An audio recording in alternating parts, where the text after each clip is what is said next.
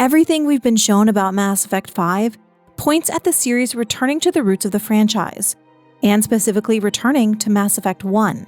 If you watched my N7 Agent Theory video, then you'll know that I think the series might be returning to a smaller scale espionage, darker type of vibe, and today I'm going to present another theory based on the Oculon teaser, and why I think this further shows that Mass Effect 5 is going to focus on a smaller scale underground crime scene. Back when Mass Effect was in production, we all know that it was originally titled SFX before it got its name, but before Mass Effect was settled on, the Oculon, the Epsilon Effect, and Nebula Guardians of the Citadel were previous possible names for the game. And during this time, the Citadel was also previously known as the Oculon, which was intended to be the game's focus. And these names were in the 25-year anniversary book, where they shared some Mass Effect 5 concept art. I think the reason behind showing these was intentional, as they directly connect to the next game from what we've seen in the teasers. And why is Oculon so important? If you remember last year's N7 Day, then you know that Oculon was heavily referenced and is an actual website on the EA page. When you click it, it takes you to the clip of the N7 character that was revealed last year, and we see the access code being Oculon 2819 Defiance. And I think Oculon is pointing towards us being on the Citadel, and is specifically referencing what they wanted to do in Mass Effect 1. Specifically, a cut quest called Citadel Oculon Syndicate, and this quest was intended for Mass Effect 1. This was supposed to take place on the Citadel and allowed Commander Shepard to delve into the station's criminal underworld. I'm going to break down this entire cut quest at the end of the video because I think some of the context is really interesting, and it makes me wonder if any of these pieces will be references or seen directly in Mass Effect 5. But it sounds like the use of Oculon in the teaser content could specifically be referencing the Citadel's original name and this cut quest. And this mission involved a large quest with various subplots taking place on the Citadel. And this revolved around the criminal underworld and a syndicate you can choose to destroy or help. And we've also seen several Citadel references in all the teasers. First in 2022 with this altered Citadel concept art, where we see the Citadel without the Presidium, without its buildings and lights, and it looks like it's in a new location. Is this maybe the Normandy flying above it, since that light trail looks familiar? Or maybe this is a new Citadel. We know the Reapers were the ones behind the creation of the Citadel, and even though our original Citadel can be seen being rebuilt in Mass Effect 3, this still looks different than that version. This image is almost the exact same from the ending of Mass Effect 3, specifically with the positioning of the arms and angle. But again, there's no Presidium, no buildings, and there's no Earth behind it either. This same year, there was also this Sanshi poster revealed of the Citadel, and this has the slogan, "The Seat of Galactic Power," a slogan that hasn't been used before. And this piece also has a subtext that also can't be seen elsewhere. And the wording of this seems to be an in-world asset, meaning something you'd see from a character's perspective in-game. The subtext reads, "Distributed by order of the Subcommittee on External Relations in Friendship Toward All, /Peace Eternal, /and the Brotherhood of All Sentient Life." And this looks like it is dated A8186 CE. Additionally, it looks like there's element 0 behind the Presidium here, and it even has that lens flare associated with both element 0 and the Geth. And this location from last year's N7 Day also looks like a place you would see on the Citadel, and shares many design similarities that we've seen before, specifically in the Purgatory Bar. So we're seeing several references to the Citadel, and several references to Mass Effect 1's origins and cut content. All of this, on top of the N7 from last year's clip, seem to all point to a story more focused on the underground world, possibly the Citadel crime underground.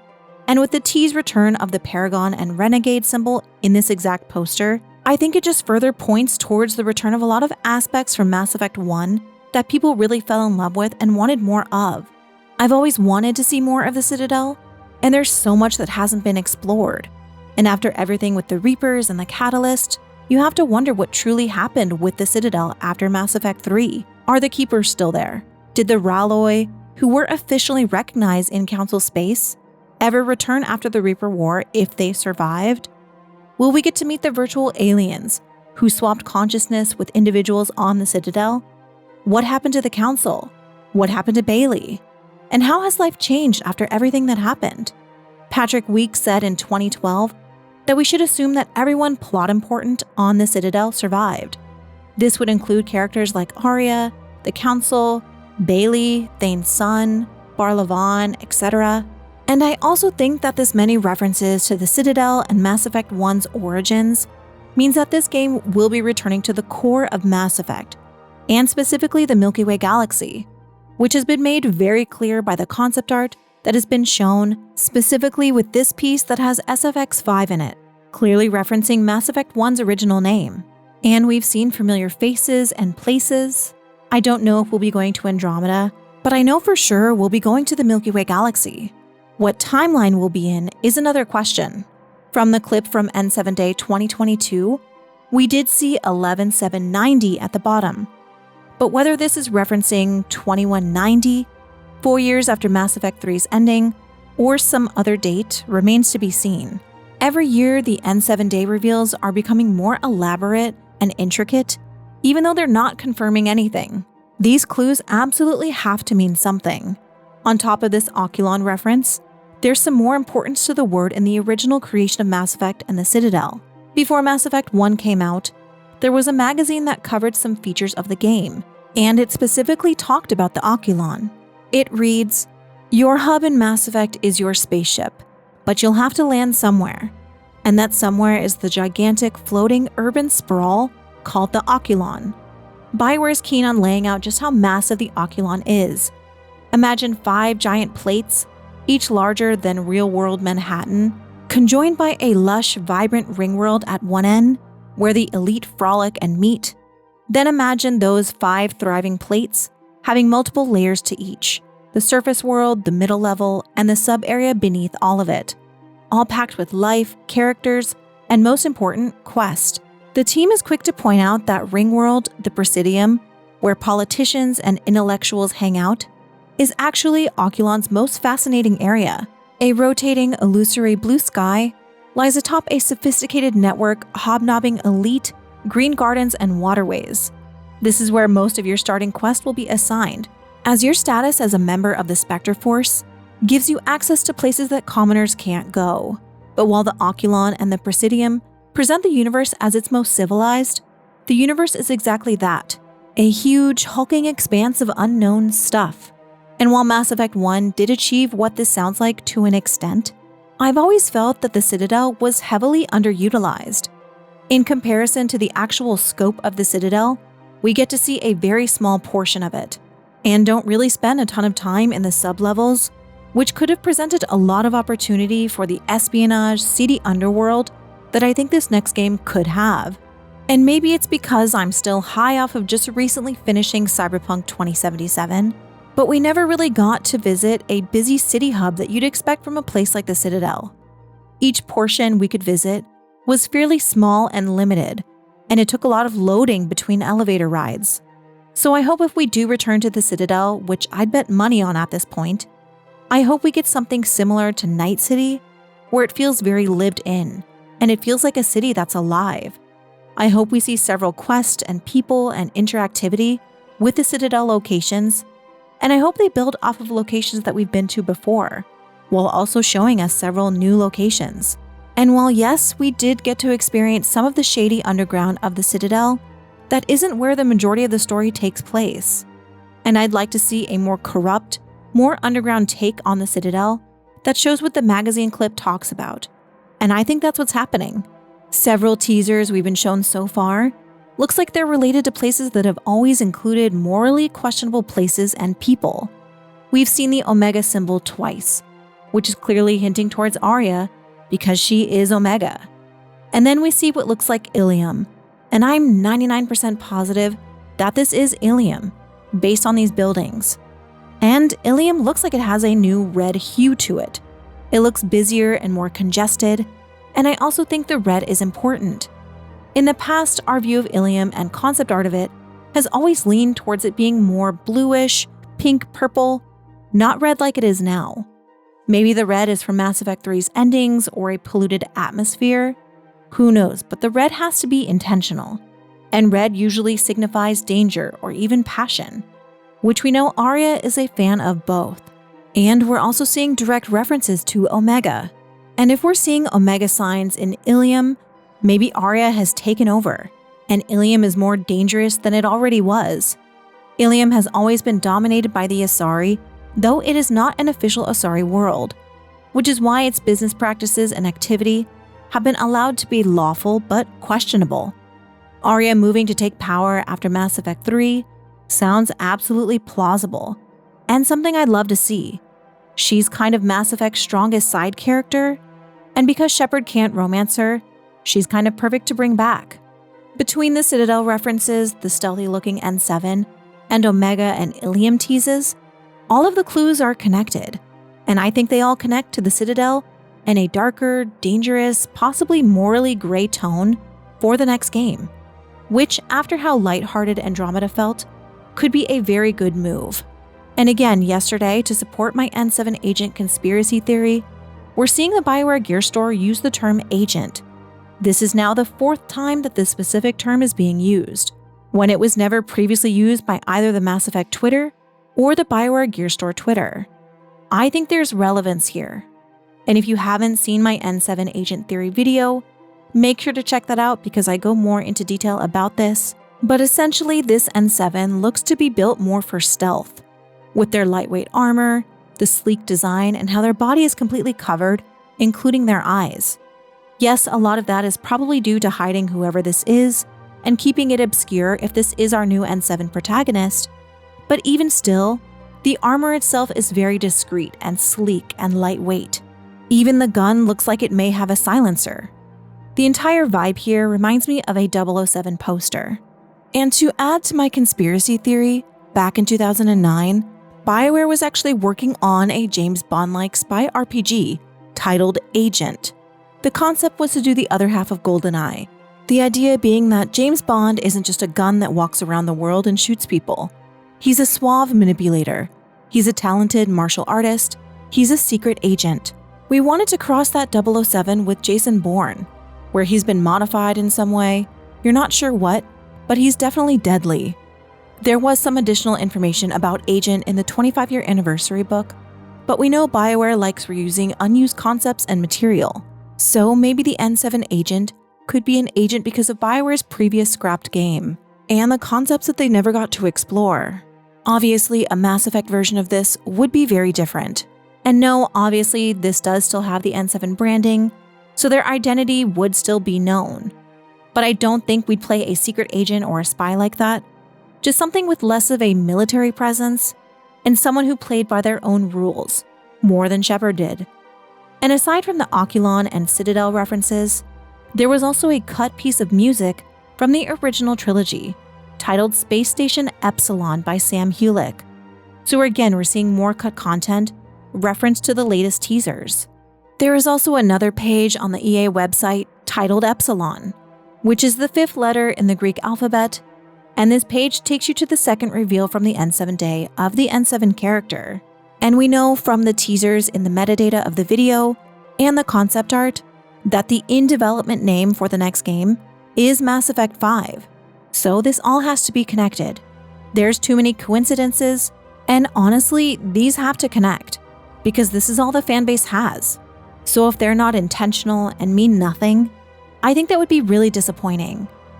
And this bit is stupid, but I'm going to include it because it's funny. But Oculon is a Disney villain who infiltrates a family to gain their trust and destroy them from the inside. I don't adhere to the N7 antagonist theory, but for those who do, this would be an absolutely hilarious reference for Oculon to be connected to. I doubt it is, but it's still really funny. Anyways, I think we've been shown several clues that Mass Effect 5 is returning to Mass Effect 1's roots and the core of the franchise, which is kind of the Jack Bauer espionage vibe that they intended. I fully believe we will be exploring the Citadel as a major larger city hub. It gives the perfect opportunity to include new races that may have been brought into the Council races. It also allows for the Ralloy, Kirik, and virtual aliens to make an appearance, and it gives the perfect opportunity to see how the world and galaxy has changed. It's the perfect way to bring the series back. One of the most beloved places that was the core of the story and experiences with our characters. Obviously, we'll experience new planets and places as well, but I see the Citadel and its exploration of its seedy underworld being a major aspect of the next game. And it's what I would like to see. And if the series is kind of returning to its roots, we still have several unanswered questions from Mass Effect 1. We never find out the truth behind Ilos, or several aspects of the Prothean history, and the Mass Effect Lorecast has a great breakdown on this topic. So I'll link it below so you can check it out.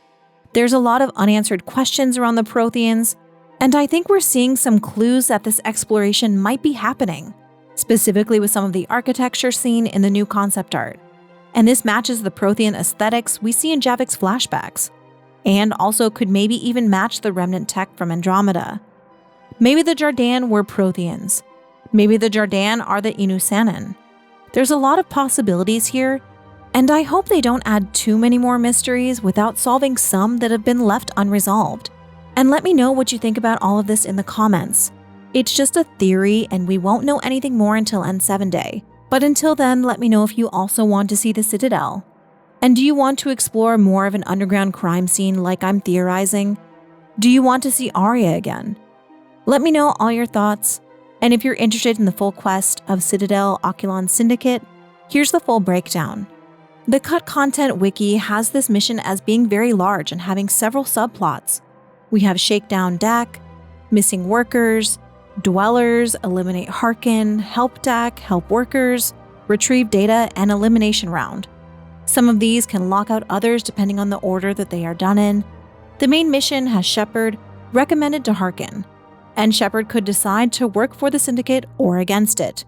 It seems like if Shepard worked against the Syndicate, then it would result in their destruction, peacefully or violently. In this main mission, you could also meet someone named Beck, who gave Shepard several missions within the main Oculon Syndicate questline. Eventually, Beck and Harkin would confront one another, and Shepard had the option to work with Fist directly over the course of the assignment. Some guards could also be killed or made to leave peacefully. There was a character named Dak who was important in the mission's subplot. There was an ambush meeting that the Dwellers could be part of. The assignment could end in several ways. Dak could die, be persuaded to a partnership, forced to pay, or Shepard could pay for Dak. And this one is worded a little bit weird, but it says it was also possible to convince the Syndicate regarding Dwellers or to partner. Shepard could even refuse to act, which would result in Dak being either okay or beaten. And this portion of the quest lines could be skipped entirely to get to Harkin. This subquest also seemed to have missing workers, specifically a group of Turians who would get killed or be let go. During a confrontation with the foreman, Shepard could choose whether to accept or refuse a bribe. And it's also mentioned that Shepard could help a Turian escape the Citadel. This quest took place inside a warehouse, where a tool and data could be acquired, and where it was also possible for Shepard to flirt. There was also a mention of kid gloves in relation to the warehouse, specifically linked to a female-gendered Shepard. There was also a quest involving defeating the Dwellers, and an item relating to the initials BM. In the Eliminate Harkin portion, this is where Shepard is tasked with finding and dealing with Harkin. He can be left alive or killed. And after this choice, Shepard would contact Fist and either reveal Harkin to him or keep the secret. It was also possible for Shepard to screw the Syndicate or instead obtain Harkin's badge. In the Help Dak portion, this seemed to be the option that would be against the Syndicate.